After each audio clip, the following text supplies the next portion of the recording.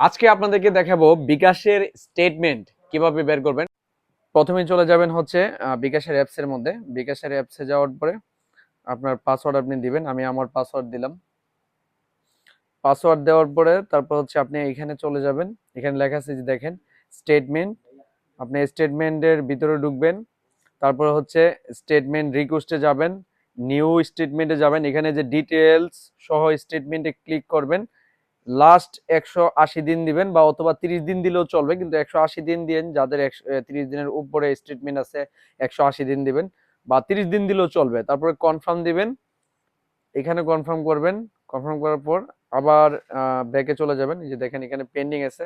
এখন আবারও ব্রেকে আসবেন। ব্রেকে আসার পরে আবারও স্টেটমেন্টে যাবেন। স্টেটমেন্টে দেওয়ার পরে স্টেটমেন্ট রিকোয়েস্ট, যেখানে রিকোয়েস্টটি আপনি রেখেছিলেন, হচ্ছে এই যে ডাউনলোড অপশনে যাবেন।